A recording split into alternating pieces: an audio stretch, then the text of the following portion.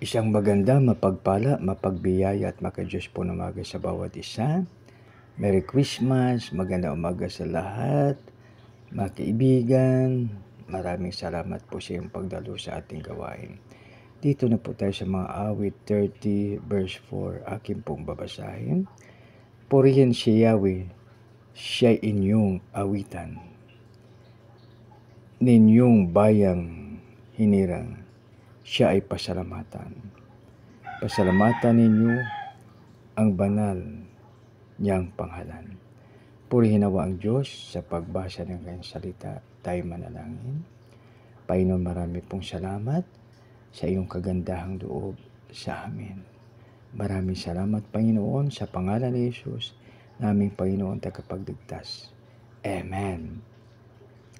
Dito mga kaibigan, habang tayo nabubuhay, napakaganda na purihin natin ang ating Panginoon araw-araw sa paggising natin sa umaga.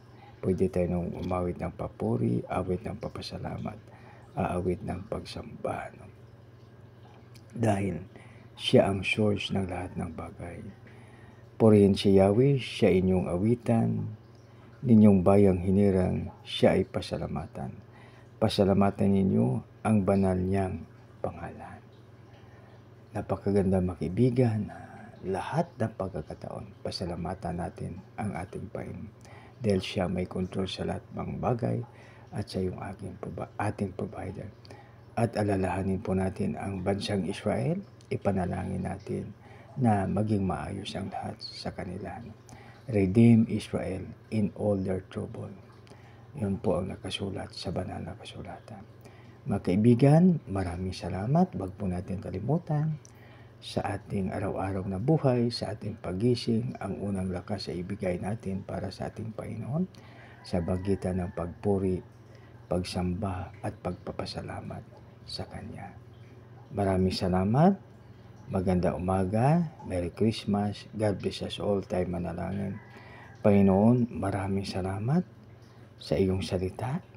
Salamat o Lord na binigyan mo po kami ng pagkakataon upang kami ay magpuri sa iyo, magpasalamat at magsamba.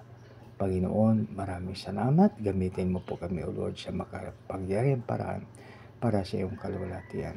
Sa aming dakilang Ama, ang Diyos ni Abam, isa katakob, dinadalain po namin ito sa matamis na pangalan ng iyong anak na si Jesus, naming Panginoon tagapagligtas.